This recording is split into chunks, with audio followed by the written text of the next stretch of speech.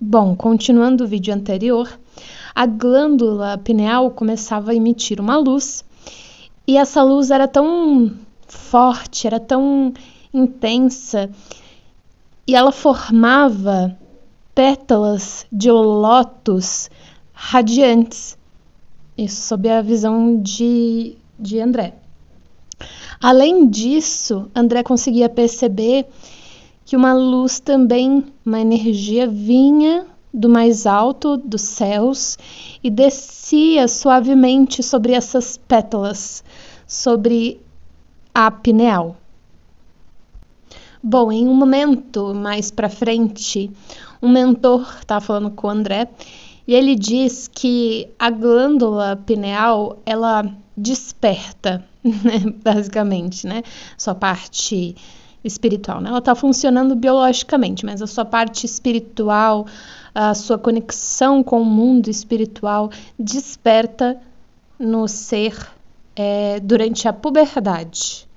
E ele continua dizendo que ela basicamente se torna um centro de forças criadoras para aquele ser.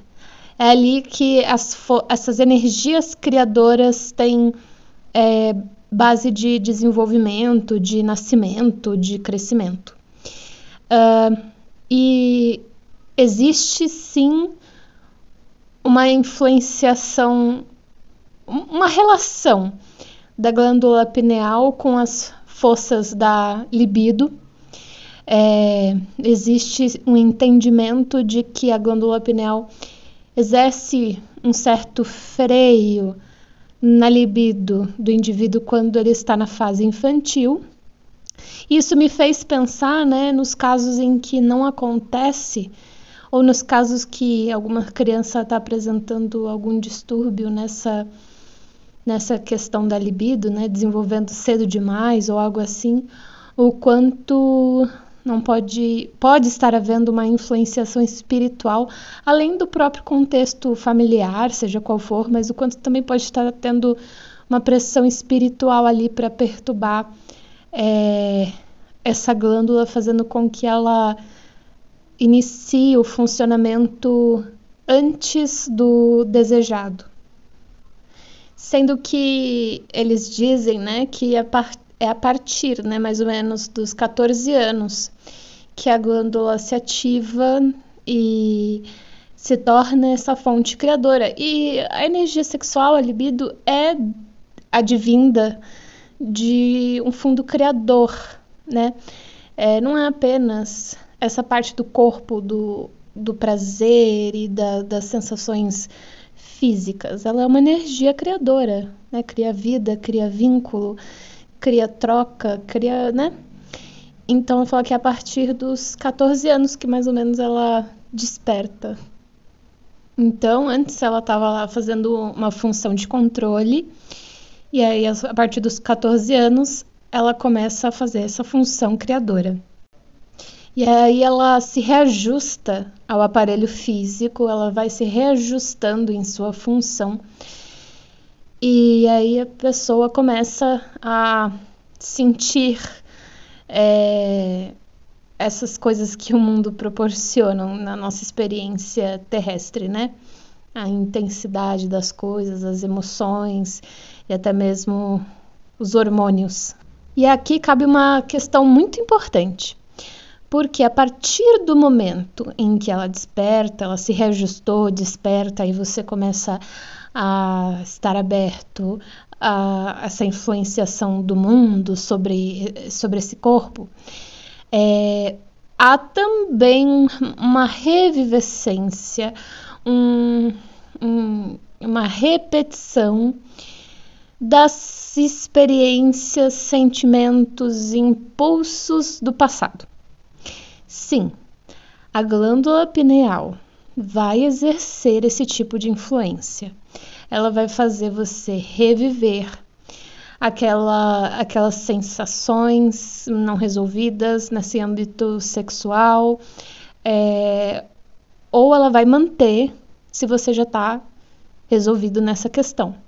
Então, se ainda há desequilíbrios, se ainda há exageros, ou mesmo tendências, né? Se a pessoa teve mais vidas amando homens ou se a pessoa teve mais vidas amando mulheres, a gente pode compreender que a partir aí dos 14 anos que a glândula pineal vai começar a trazer essas preferências, essas revivescências para que a pessoa lide com isso, né? A gente não pode esquecer que tudo que a gente revive aqui é para a gente lidar com isso. Para a gente elaborar, para a gente se entender, para a gente encontrar ali um ponto de equilíbrio e de paz. Então, o corpo, né, por mais que o espírito não lembre, ele vai fazer com que o corpo se lembre de algum modo. E o objetivo sempre, então, será essa resolução. E só para acrescentar, ele frisa, o mentor, que essas tendências, essas revivescências aparecem sobre forte impulso. Então, é uma força que aquele indivíduo de 14 anos mal consegue segurar, mal consegue compreender. É um forte impulso que o leva. É um forte impulso que o determina. E nesse momento, a educação sexual dos pais, através dos pais, a instrução, o acolhimento também, vai ser, né, a gente tem que reafirmar aqui, vai ser extremamente fundamental para que o indivíduo comece a exercer algum tipo de trabalho, de controle, de restringimento em relação a isso, né? Não é para a pessoa buscar prazer sexual em qualquer lugar, em qualquer circunstância, o tempo todo. Ela tem que tomar cuidado também com as medidas de não passar doenças para os outros, de não se contaminar, então, etc, né? Todos vocês, imagino, estão educados em relação a essa área sexual, espero eu. Então, é muito importante os pais estarem atentos a essa faixa etária para dar a orientação necessária, porque não adianta ignorar. Se a partir mais ou menos dos 14 anos a glândula pineal vai trazer essas questões, ignorar não vai ajudar nada, porque o indivíduo ele vai estar lidando com aquela montanha russa de emoções, da qual aparece sobre um forte impulso com que ele mal controla.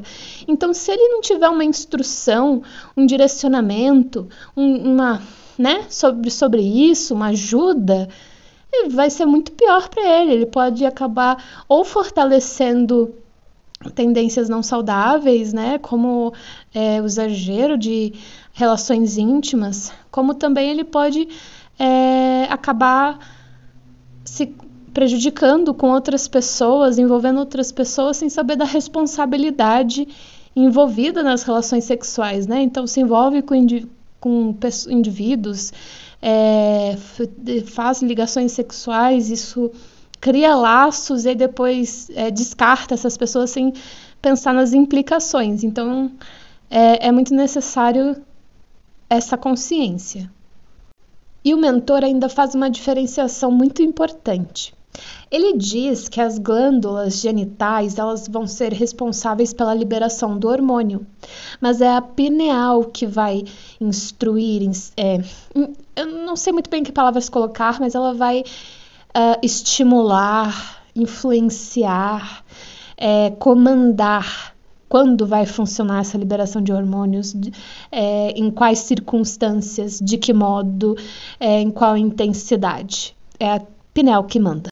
Continuando o outro vídeo, pessoal, as explicações sobre a pineal são extensas, porque a gente mal sabe, mal compreende a extensão da influência dela e da conexão dela entre o espírito e o corpo. É uma coisa assim muito importante. Bom, o mentor prossegue dizendo: desempenha um grande papel no sistema endócrino, mas também em relação à mente, ele diz que a pineal está ligada à mente por influenciação eletromagnética. Eletromagnética é o plasma, né? magnetismo que todos nós temos, que advém do nosso perispírito, né? E o elétrico, a energia elétrica. Mas como pode estar uma coisa ligada à outra? Se vocês acompanham os meus estudos, sabem que os átomos, existem átomos espirituais, os átomos de antimatéria, que é uma hipótese, né, que a gente levantou, que os átomos de antimatéria são os átomos espirituais, e existem os átomos físicos, no qual há uma troca entre esses dois tipos, através de elétrons e prótons, né? Através dos campos dos nossos chakras. Então há uma comunicação. Mas tudo bem, é uma hipótese minha. Porém, existe composição, existe um tipo de matéria no espiritual, né? Vou chamar de matéria só para ficar claro. Existe um tipo de forma no espiritual e há átomos que a compõem. Então, se há átomos que a compõem, há elétrons, há prótons e por isso influenciação eletromagnética de eletricidade e magnetismo, plasma. E ele diz, né, que a pineal, ela comanda, e aqui é uma coisa surpreendente, ela comanda o subconsciente dos indivíduos, ou na psicanálise, né, agora palavras minhas, a gente entende como o inconsciente. Então pensem só, nosso corpo está lá comandando a parte consciente, a parte de ação, a parte que a gente lembra, e a pineal está comandando a parte espiritual, a parte inconsciente. Então isso significa, talvez, se vocês me permitem uma extrapolação, que o subconsciente ou o inconsciente é a parte de memória espiritual ou de não só memória, mas de consciência espiritual que nos é retirado ou no qual perdemos o acesso ao nascermos. O inconsciente, o subconsciente é a consciência espiritual na qual perdemos o acesso quando nascemos. E se vocês me permitem mais uma extrapolação, não sei se vocês já se perguntaram isso, eu fiz esse questionamento em outro vídeo, o que nos faz esquecer quando nascemos? O que nos faz deixarmos de lembrar dessas outras vidas? Se vocês me permitem, acho que a glândula pineal realiza esse poder de repressão. É ela que faz a cisão. O espírito é introduzido, né, dentro do óvulo e com o desenvolvimento, eu acredito que é a pineal que faz essa cisão, controlando e comandando essa diferença. E acho que quanto mais médium a pessoa mais ela consegue acessar a consciência espiritual, mais ela ativa a pineal, mais coisas ficam acessíveis, menor é o recalque, menor é aquilo, é a potência daquilo que a gente reprime, menor é aquele véu, mais fraco é aquele véu que separa os dois planos. E aí o mentor prossegue dizendo uma coisa que realmente é muito triste. Se a pineal é tão poderosa e importante assim, por que todos nós não temos já desenvolvido uma grande espiritualidade? A resposta é porque passamos anos, milênios, vidas e mais vidas fixados, viciados nas energias sexuais. Olhem só, a energia sexual, né, é também criadora, tanto como essa parte espiritual é criadora.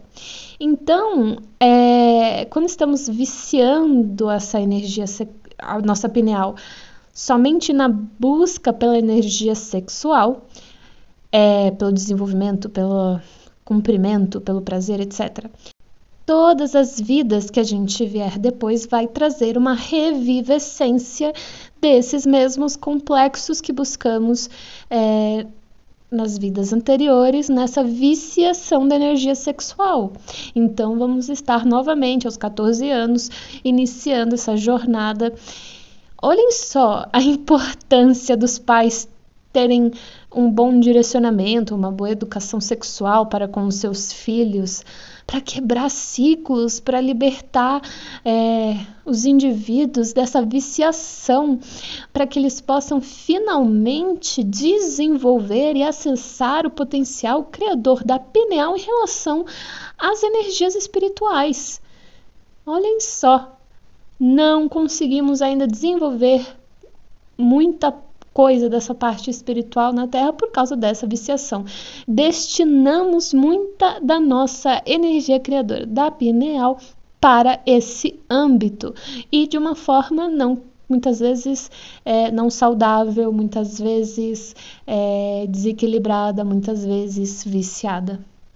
Só alguns comentários adicionais, eles também estão dizendo que o fato de destinarmos a força criadora de nossa pineal para as viciações sexuais também implicam em relação, nessa repetição nas vidas, em relação a pagar os débitos para as pessoas que a gente adquire dos erros cometidos nessas áreas. Então, ficamos eternamente presos nesse âmbito, sem conseguir sair. Então vejam quanto se faz cada vez mais fundamental uma boa educação através dos pais sobre isso.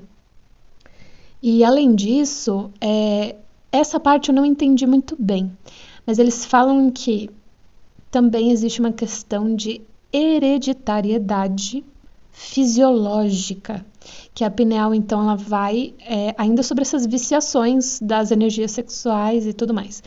Tem essa hereditariedade fisiológica que a pineal vai trazer para que o indivíduo lide. Mas não sei exatamente o que isso quer dizer, hereditariedade fisiológica. Então, será que ele está falando de outras preferências sexuais? Ou talvez, como por exemplo, homossexuais, lésbicas, bissexuais, ou ele está falando de extrapolamento, de excessos, como, por exemplo, pessoas que ficam completamente obcecadas com a masturbação, ou se eles estão falando de pessoas que não conseguem sentir prazer nas relações. Realmente essa parte eu não entendi muito bem. Assim, eles também vão dizendo que as nossas tendências automáticas, nossas questões automáticas, impulsos específicos, movimentações específicas, vêm da pineal. A pineal vai trazendo essa revivescência. E, para surpresa, eles ainda adicionam que o porquê existem, então, as regras morais sociais. Por que Deus permitiu ou por que foi instituído? Simplesmente para haver algum tipo de regulação, para as pessoas terem algum tipo de controle sobre isso, sobre certo e errado. Porque se a gente pensar bem, no tempo das cavernas, provavelmente não importava se era certo ou errado, ou com o desenvolvimento da sociedade bem nos primórdios, não importava se era certo ou errado. Somente através do momento que iniciamos a civilização, nos desenvolvemos como civilização, essas regras morais foram estabelecendo algum tipo de controle, do tipo, você não pode pegar a mulher do seu pai, você não pode pegar a sua irmã. Então, foi justamente um dos motivos, acredito que não o único, mas justamente para haver um controle dessas forças para que a sociedade conseguisse exercer um domínio e assim abrir espaço para as partes mais elevadas, mais espirituais, mais do eterno, do valor. E também ele diz para que desenvolvêssemos nossa personalidade, enriquecêssemos nossa personalidade, pois iríamos estar destinando um olhar maior a esses valores que vão nos formando e vão desenvolvendo o nosso espírito. Continuando o vídeo anterior, além das questões já citadas em relação à epífise, né, a pineal, ainda existe o problema da acumulação, deixa eu até ler para não errar, a acumulação das forças nervosas, que, como são chamadas secreções elétricas da epífise, acumulação de forças nervosas. Ou seja, além da epífise comandar a questão da memória espiritual, ou seja, subconsciente, ou seja, inconsciente, dela comandar as forças criadoras, as forças sexuais, dela comandar o nosso contato entre o mundo espiritual e o físico, nessa troca, ela se ali onde vai ocorrer essa possibilidade. Ainda, além disso, existe esse excesso de forças nervosas, essa acumulação de secreções elétricas. E aí o mentor estava explicando que no decorrer do desenvolvimento da humanidade, os homens da razão perceberam então a importância da realização de, adivinha o quê? Exercícios físicos.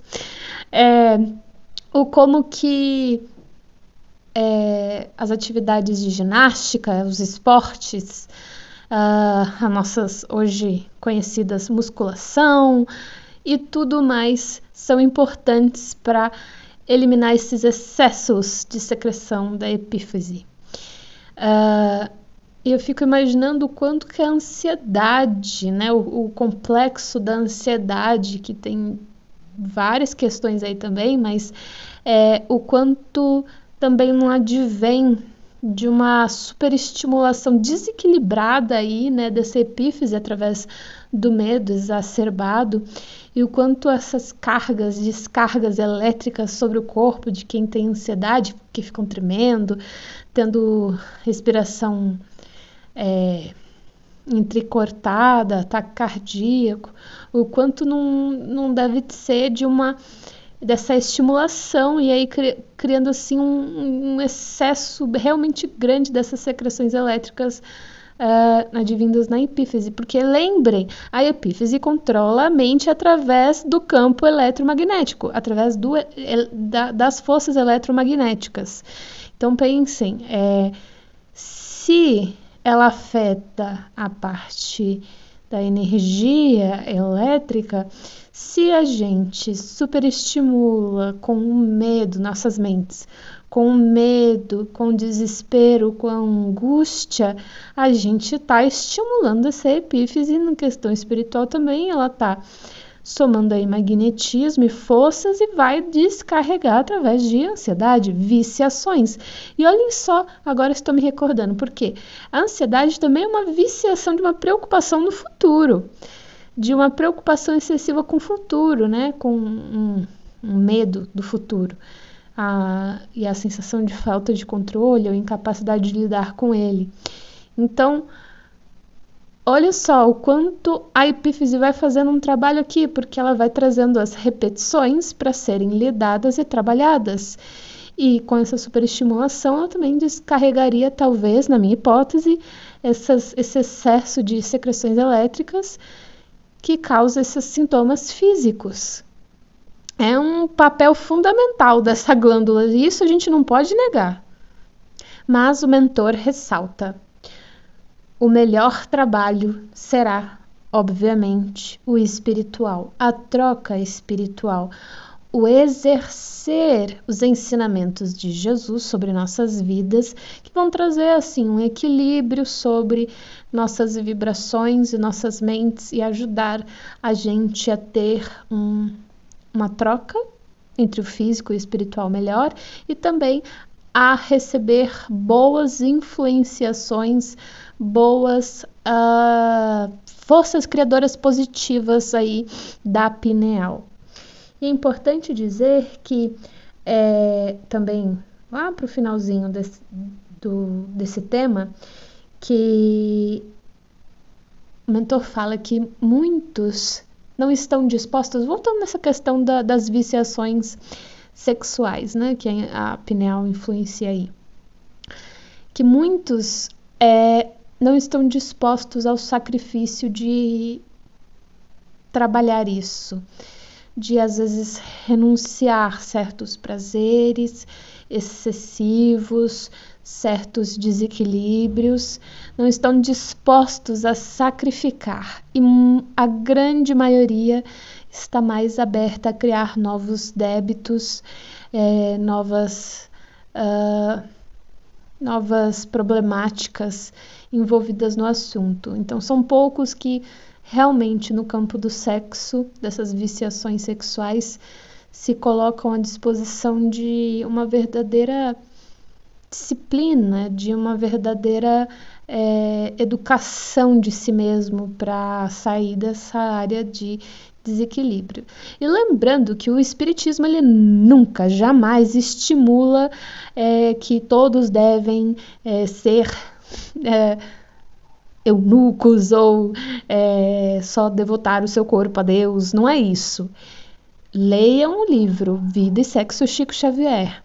Ele fala educação sexual, equilíbrio, emprego correto das forças, utilização como complementação, como troca de forças e selamento de uma união, fortalecimento de laços entre duas pessoas, e não como objetivo primeiro de prazer sexual apenas. É um complemento para o casal, um alimento mútuo para o casal, e não apenas uma busca vazia só para o corpo descarregar, né? Prosseguindo ainda sobre a reunião espírita que eles estavam, o mentor estava explicando que, apesar de muitas pessoas se predisporem a fazerem um trabalho de médiums, né, de comunicação, cura, etc., poucos são aqueles que realmente se sacrificam às exigências requeridas para o trabalho. E assim são poucos os que conseguem valer de toda a cooperação do plano espiritual. Um fato muito importante. Assim, ele vai concluir nesse pensamento dizendo que tem muitos por aí que falam mais do que fazem. Dizem que vão fazer, dizem que vão realizar e não realizam. E para ser um instrumento mediúnico, não basta só a capacidade de, é necessário o exercício correto de. Então, que a gente não esqueça isso. Eu consigo ver espíritos, mas se eu não usar isso adequadamente, não orar, não me proteger, eu vou enlouquecer. Que nem tem muitos esquizofrênicos desequilibrados que, na verdade, são médiums de visão, apesar de também carregar o transtorno da esquizofrenia. Ou vai ficar perturbado quando um obsessor tentar, não sei, se comunicar através de você, sem você ter uma defesa ou algo do gênero. Enfim, né? Várias situações, várias possibilidades. Necessário ter a preparação para ser médium. É necessário o sacrifício das exigências. Então, fazer aquilo que eles pedem para você ser um bom instrumento. Não é só chegar e fazer. Não é simplesmente tenho a capacidade de ver, ouvir, sentir, então eu já sou médium. Não é assim, gente. E esse médium, né, ele ainda diz: o amor cristão e a vontade pura são princípios fundamentais para alguém exercer um trabalho mediúnico. O amor cristão envolvendo todos aqueles conceitos de caridade, fraternidade, benignidade, paciência, perdão e etc. E vontade pura num sentido verdadeiro e real de querer ajudar, de querer ser um instrumento, de querer que naquele momento o todo seja maior do que o eu, a verdade seja maior do que a opinião, o que é o melhor para todos seja maior do que eu quero. É necessário ter esse tipo de consciência. E esse mentor, ele ainda diz que aqueles que tentam adentrar, né, nesses trabalhos mediúnicos sem a devida preparação e sem estar entregues verdadeiramente, acabam esbarrando em sensações fortes, né, poderosas, mas que vão levando eles para o reino das sombras. Porque imagina só, você fica aberto para qualquer coisa. Você fica entregue a qualquer coisa, a qualquer um. Porque não se esqueçam, espíritos ruins, ou espíritos negativos, ou espíritos com uma evolução mediana também conseguem se comunicar através dos médiums. Os nossos mentores que nos protegem aí de comunicações indevidas, de aproximações indevidas, se nós oramos, nos protegemos, etc. E aí ele vai dizendo isso, né? Que aqueles que entram nisso sem uma preparação devida,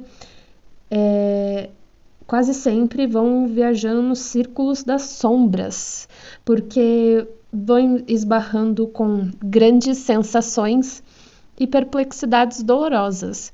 Imaginemos que as grandes sensações referentes a todo o processo da comunicação, de rememoramento ali de vidas passadas, de capacidade aí de uma visão espiritual, só que complexidades dolorosas. A gente vai vendo do que o ser humano é capaz, da maldade humana, a gente vai vendo as tramas de poder e vingança, e etc. Então, se a gente não tem um princípio religioso fundamental para nos manter firmes nesse barquinho aí, frente à tempestade, se a gente não tiver isso, a gente se afoga nesse mundo de sombras. E um comentário adicional que eu me esqueci de fazer, que esses que adentram sem a preparação devida acabam se esbarrando em descobertas surpreendentes, que vão mais gerando ansiedade e dúvidas do que certezas e paz. Então, vai mais deixando o indivíduo angustiado e desesperado do que vai ajudando ele. Por isso, do princípio religioso, gente.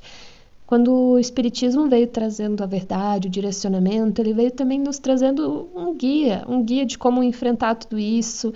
Jesus também, né, na própria Bíblia. Um guia de como enfrentar tudo isso, um guia de como caminhar por isso.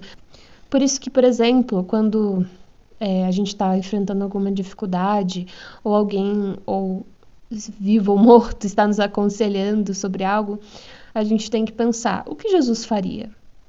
O que o Espiritismo me ensina? O que eu devo, o que eu sei sobre isso dentro da doutrina? E isso será o nosso guia, isso será a nossa direção, porque as coisas nos tomam, nos surpreendem, evocam emoções muito fortes. E a gente precisa de um mastro firme para nos manter lúcidos e na direção correta. Por isso que as coisas não podem ser feitas de qualquer jeito, pessoal. Porque as forças do desequilíbrio, das trevas, da destemperância, do egoísmo e das individualidades, elas nos tomam e a gente fica perdido, a gente fica confuso, a gente se deixa levar e quando vai ver já é tarde demais. Por isso a gente precisa se preparar adequadamente. Bom, prosseguindo, para provar que não dá para fazer isso de qualquer jeito, o mentor ele mostra para o André médiums ali que não estavam preparados adequadamente. Ele mostra para André que apresentava no seu canal urinário espermático, do esperma mesmo, né? E toda essa região do órgão genital masculino, pequenas criaturas bem escuras, pretas, passando pelos canais do órgão, canais de urina, canais de sangue, e aí o André vai citando vários nomes médicos de cada parte desse órgão, mas basicamente entre a urina, o saco escrotal e o próprio pênis. E André fica surpreso, fica espantado. O que eram aquelas figuras pretas percorrendo toda aquela área? E o mentor diz, esses, e eu quero até dar uma olhada aqui para não errar, são bacilos psíquicos da tortura sexual produzido pela sede febril de prazeres inferiores.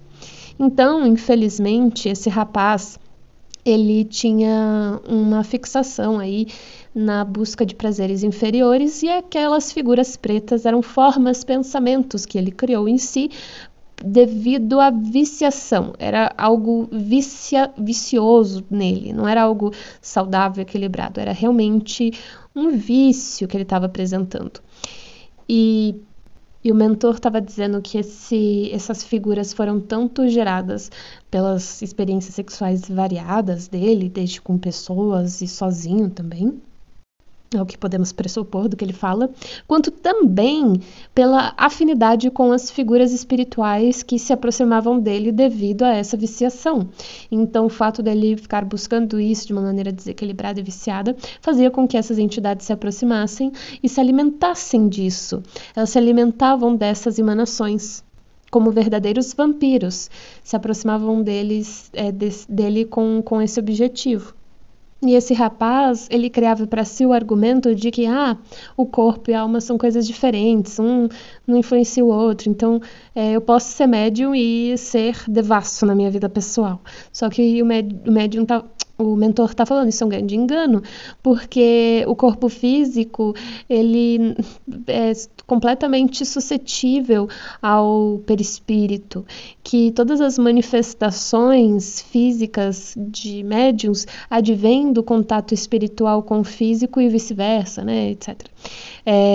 Então, é tolice achar que essas coisas estão separadas, que o corpo e o espírito não têm influência um sobre o outro, não estão conectados, que, sei lá, não importa, mas importa sim.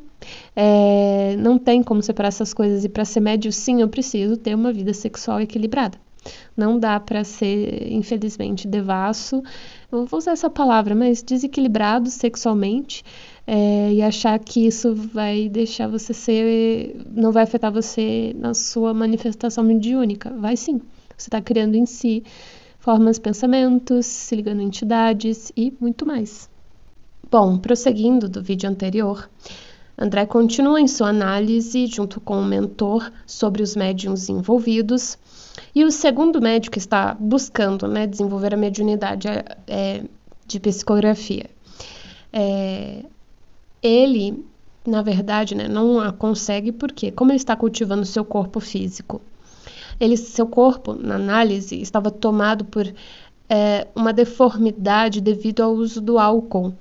Era como se todo o seu aparelho gastrointestinal estivesse envolvido numa água ardente, numa sopa ardente de álcool.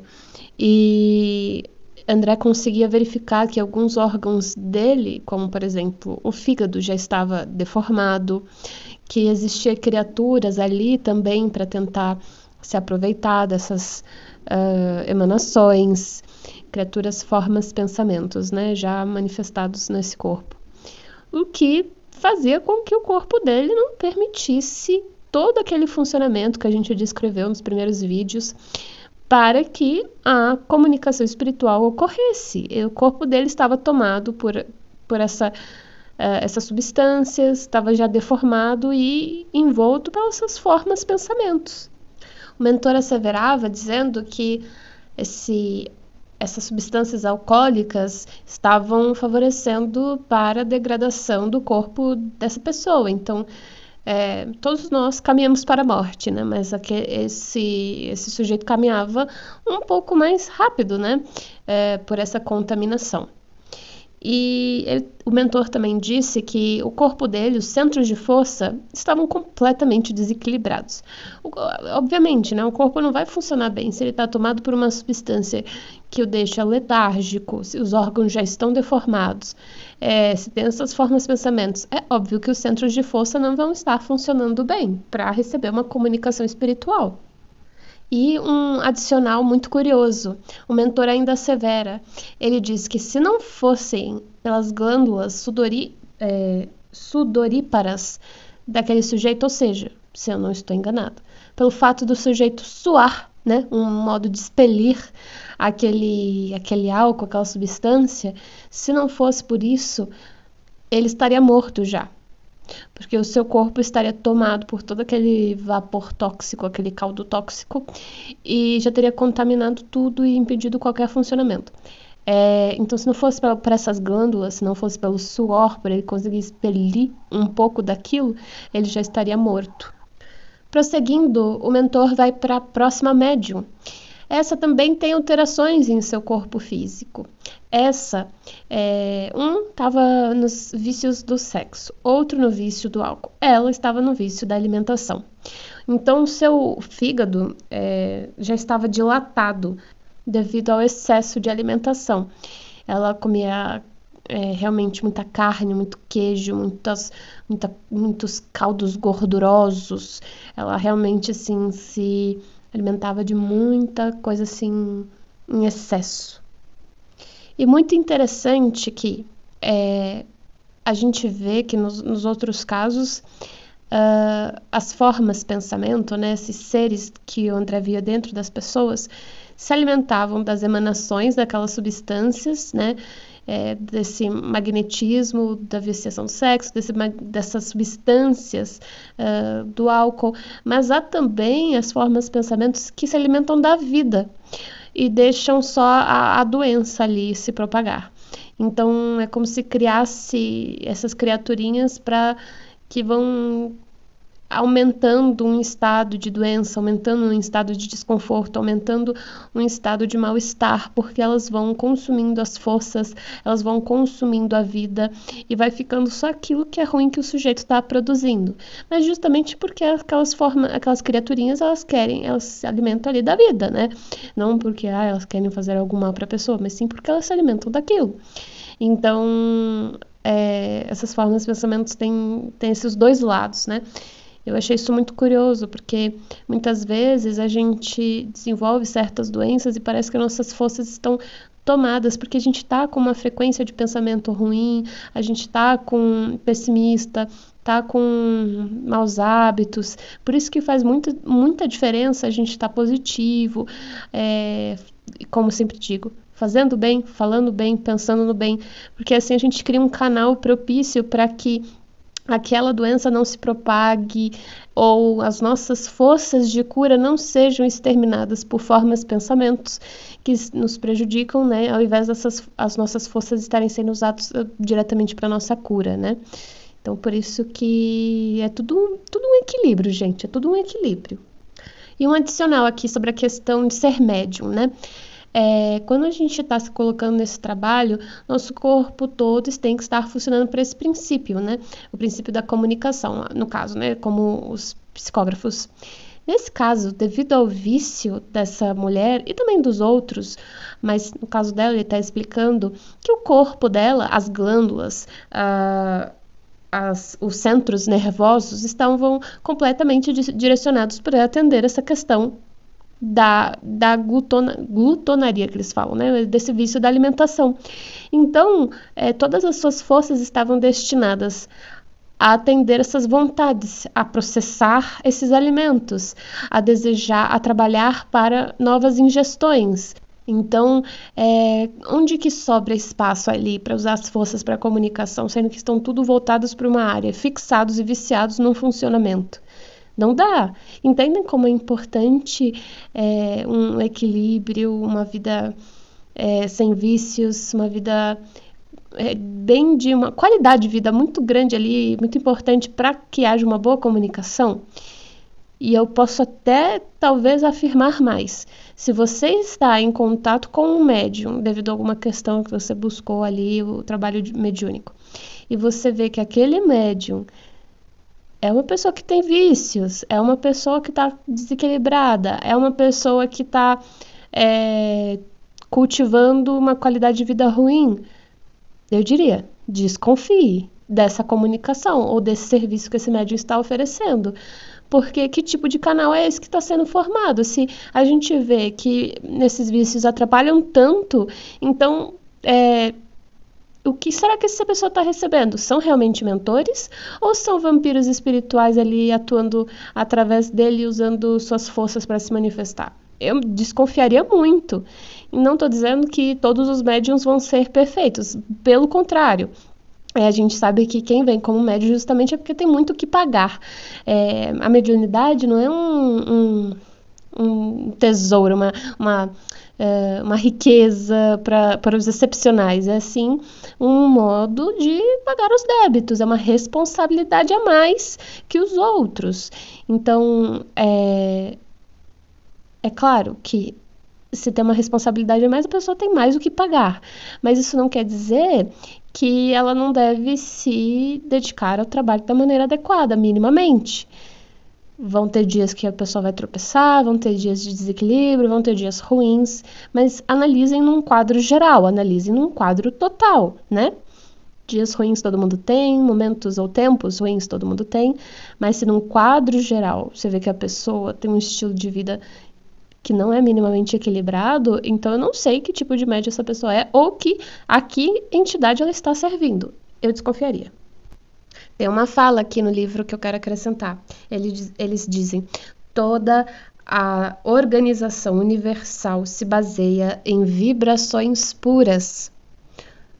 O que é do equilíbrio universal, da força universal, da qual todos nós atendemos, são vibrações puras. Isso é um fato importante. E assim, destinar as suas forças para viciações é um desperdício, segundo eles. E por fim, eles terminam esse capítulo mostrando o quanto as pessoas devem de olhar para a mediunidade não como um ato mecânico, um ato de corriqueiro, um ato simples, porque envolve todo um sacrifício pessoal, envolve todo um entregar-se para a caridade naquele momento, entregar muitas vezes desejos e vontades pessoais em nome do amor, em nome de se tornar um instrumento que conecta aqueles que estão sofrendo e as forças superiores. Então, é uma responsabilidade grande, é uma responsabilidade. Não é só um presentinho que Deus dá na mão de alguém e fala assim: toma, você é afortunado. Não, é uma responsabilidade na qual a pessoa tem o porquê de estar com aquilo, está pagando mais do que os outros por causa de ser uma responsabilidade maior, e ela tem também que lidar com as consequências do que ela fizer com aquilo na vida, porque se ela tem um meio de ajudar e trazer consolo e não usar aquilo adequadamente, ela também estará criando novos débitos. Então, é um contexto muito complexo. Bom, prosseguindo.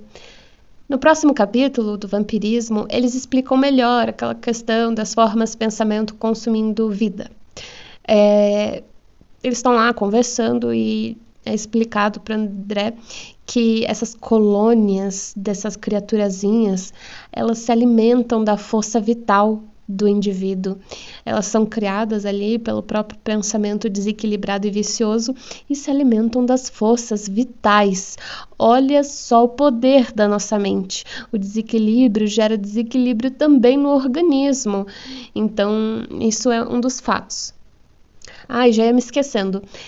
Eles dizem que, além de se alimentar das forças vitais, elas atuam com um certo potencial destrutivo sobre as células saudáveis. Ou seja, elas impactam do espírito ao corpo, né? Meio que isso já estava claro, mas quero enfatizar para ficar ainda mais compreensível. Pode sim ter sido criado pela mente, mas elas se alimentam além da força vital, a força espiritual, a força que nos move, elas impactam no funcionamento das células saudáveis, podendo destruí-las. Gente, é incrível, assim, quando a gente entende o quanto o espírito influencia no corpo, a gente passa a ter um outro movimento perante a vida. Não que seja fácil, muitas vezes a gente erra, muitas vezes a gente cai, mas a gente passa a estabelecer um outro olhar e buscar outros meios de viver. Bom, André fica basicamente horrorizado com essas criaturas, com esses vampirinhos criados pela nossa própria consciência, nossa consciência criando essas formas, pensamentos. André fica completamente horrorizado e um pouco até enojado. Mas aí o mentor faz uma análise tão simples e tão compreensível que é meio que um chacoalhão para todo mundo.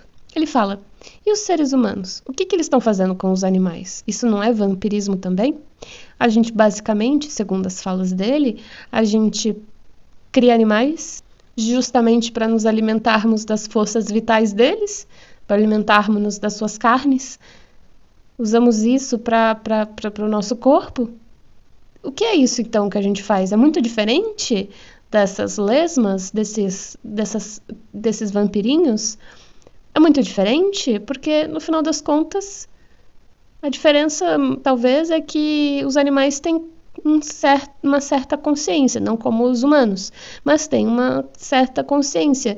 Então, talvez é até pior o que a gente faz. Já que essas lesmas, assim, são, sim, formas de pensamento vivas, mas o princípio consciente é do ser humano, né, no ser humano que existe. Então, o que seria isso no caso dos animais que a gente faz? Não é pior? Por que, então, ficar enojado, né? O espiritismo sempre traz um olhar de, gente, não julgue, nem mesmo a criatura mais deplorável, porque se a gente for ver, todos nós passamos por esses estágios na evolução. Julgamento não cabe no espiritismo, porque quando você vai ver, a gente já foi muito diferente disso, do que a gente está julgando, a gente já passou por aquilo que a gente está julgando, então julgamento é uma coisa que não cabe nem para a mais ínfima criatura. E para quem está interessado sobre como são formadas as formas pensamentos, aqui tem uma explicação que fica muito claro. Vou até ler. Não tenha dúvida, nas moléstias existe o ambiente. As ações produzem efeitos. Ações produzem efeitos. Os sentimentos geram criação. Por isso que na minha teoria que eu já lancei aqui no canal, sentimento e magnetismo para mim é quase que a mesma coisa. Magnetismo seria a forma física, talvez a forma palpável do sentimento. Mas vamos lá. Os sentimentos geram criações. Os pensamentos dão origem à forma e consequências de infinitas expressões. Então, basicamente, o sentimento seria lá o magnetismo e o pensamento daria forma para esse magnetismo. Sempre, sempre, sempre compreendam isso. O magnetismo é o veículo do pensamento. Sempre, sempre. Então, o pensamento ali é a palavra escrita, o magnetismo é a carta. O pensamento ali é a fala, o magnetismo é o telefone, é sempre assim. Então, os sentimentos que a gente cria, vai gerando que a gente sente, vai gerando esse magnetismo e o pensamento vai dando forma para ele. Isso cria as formas pensamentos. De maneira inconsciente, ali no processo, mas é assim que cria. Muito legal, né? E também um pouco assustador a gente pensar. Porque mostra como somos responsáveis por essas forças que criamos. São nossas. Não é ninguém que colocou lá, não é Deus que colocou lá. São nossas criações e nós somos responsáveis por elas. Assim como temos o livre-arbítrio de sentir, temos também a consequência de ter que lidar com isso, que é a criação nossa, né? Muito importante. Prosseguindo, o mentor diz mais uma coisa. Segundo ele, a cólera, a desesperação, o ódio e o vício são sentimentos, né, muito propícios para os germes psíquicos serem criados. E sim, aquilo contamina as outras pessoas, essa energia contamina as outras pessoas. Se elas não tiverem com a sua proteção espiritual, se elas não tiverem equilibradas e se protegendo, elas podem sim ser contaminadas por esses sentimentos. Porque, pensem comigo, se sentimento gera magnetismo a gente sabe que existe magnetismo em tudo. Se você tocar numa parede que está magnetizada pela história daquela pessoa, você vai conseguir acessar a memória que a pessoa deixou ali naquele ambiente. Magnetismo impregna nas coisas. Você entra no ambiente e fala, nossa, que sensação ruim, ou nossa, que sensação boa. Magnetismo impregna. Então, se eu não estou bem protegido e aquele sentimento de ódio, cólera, vícios está espalhado por aquele ambiente, eu entro lá, aquilo me toca, me afeta. Sim, é contagioso. Uau! Isso faz a gente se perguntar, que tipo de lugar a gente está frequentando? Que tipo de atmosfera a gente está criando nos lugares que habitamos? Estamos ajudando a estabelecer uma atmosfera boa, com um magnetismo positivo, ou estamos ajudando a contaminar e a propiciar uma atmosfera negativa? Muito importante. Por fim, para finalizar o vídeo de hoje, o mentor explica que cada ser vai produzir formas, pensamentos específicas de si mesmo.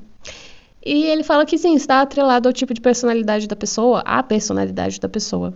Então, certas formas, pensamentos vão ser mais propícias de serem geradas em tal tipo, e certas formas, pensamentos vão ser propícias de serem geradas em outro tipo.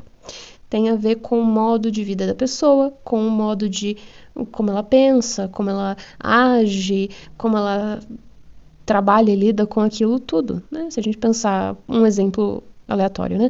Uma pessoa melancólica, ela vai lidar como com as coisas? Ela vai ficar remoendo, guardando e tornando aquilo destrutivo. Já uma pessoa agressiva vai pegar tudo aquilo e querer usar para a destruição de si ou do outro, então aquilo vai se contaminando de outro modo. Então, cada forma, pensamento vai ser gerada de acordo com a personalidade do indivíduo, segundo o mentor.